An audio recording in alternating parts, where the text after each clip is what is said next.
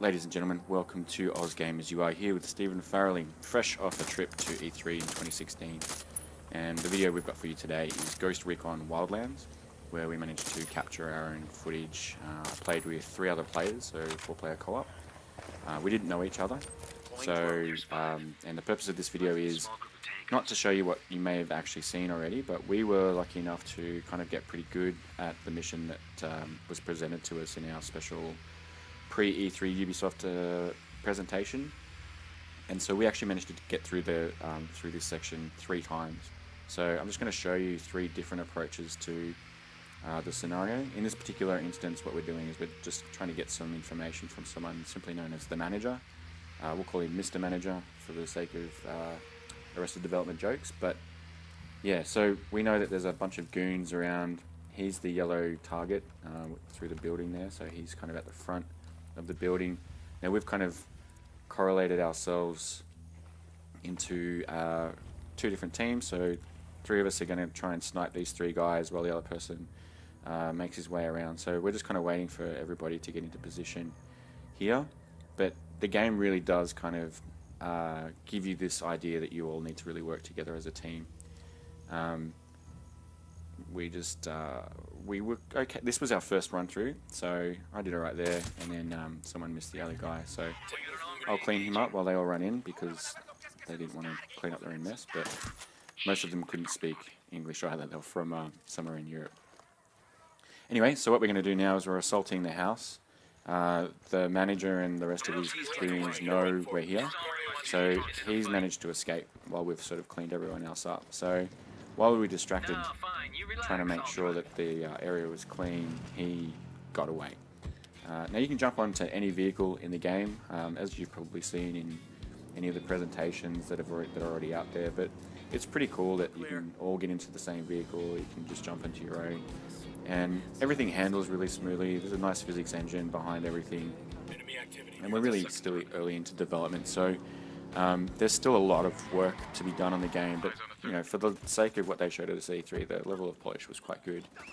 Now the manager's inside, so my guys are going to go and assault that while I clean up a little bit of the outside stuff here. What happens is the longer you kind of leave these guys to their own devices, the more likely it is that they're going to call in reinforcements. So being quite good at what you do means that you'll be efficient and you won't have to face too many obstacles in terms of enemies and reinforcements and things like that. So we've gone in here now, and we're going to interrogate the guy. He's going to give us some information onto the next part of our mission, which I'm not going to show in this video. This video is just strictly to show you the first half. I'll put together another video shortly that will show you how we do the second half, which is a bit more intricate, and it has a lot more different approaches, but we really got to play with the systems, and Ubisoft were quite good in terms of letting us experiment a little bit, but also giving us a bit of advice into certain things you can do. Obviously, there's a lot of destruction in the game. I sort of thought to myself that it's a little bit like if Just Cause were kind of more of a tactical, cooperative-based style of game. And like I said, things like the physics and stuff here are quite good. Most of the environments have a destructible component to them. And yeah, we're just about to finish off this mission now. So basically, everybody needs to get to the chopper, and then we get to go on to the next part of the mission. But we're actually just going to go back to the start of that mission now. So here we are again at the beginning.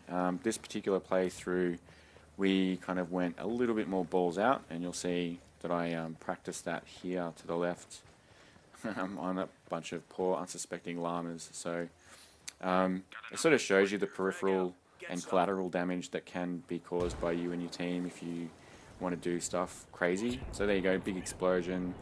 And they're obviously completely alerted. The manager's already escaping. We haven't even got down to the house yet. So the AI and the systems are quite dynamic, and it creates a pretty emergent field of play. And especially if you consider like playing these types of games with people that you've never played with before, you can really come into some unsuspecting troubles that really require you to kind of think on your toes. And Ubisoft really sort of offered up enough systems in place for you to kind of really take on these challenges that get thrown at you. Now, don't mind my driving here. I hadn't ridden a bike yet before. But what you'll see here is the game is also a little bit forgiving in terms of just making sure you can press forward. So, you know, I could just break through that fence there on a motorbike, which is a bit unrealistic, and then here I am just popping a wheelie to get down here in some style. So they've obviously injected a lot of fun. I mean, a lot of the Ghost Recon games in the past have kind of been maybe a bit more serious than what this one can be. So it looks more like this one is not just about being open world, it's more about being kind of open design and player decision. So, you know, you've still got objectives and you've still got roles to play, but you can play with those things if that's what you choose to do. So they've gone in and they're doing the Mr. Manager dealie again, and I'm just going to wait for the reinforcements that are going to pop up now. I'm not sure what the fallout would be if I actually blow up that chopper, because we do need that chopper to get away, but I assume because everything is destructible in the game that is something that could actually happen. But yeah, so we take him down. Classic modern open world stuff with XP and everything. Everything's a hybrid RPG these days. And now we're going to go way back to where we started again, and thanks for sticking around if you have.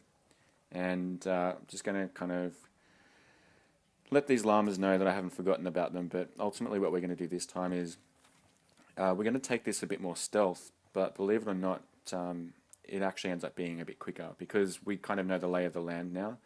We understand how the systems react to certain things, so we did have a new guy join us in this third playthrough, so I kind of played with the Recon devices to just kind of so he could see some of the stuff that you could do, but you know, we all knew where everybody was, and in this instance those guys were kind of talking among themselves, and I took it upon myself to go a little bit stealth rogue, and rather than try and take out anyone on the sides or blow anything up or alert any of the AI, I actually went through the guts of the building, and you'll see how that plays out here in just a second.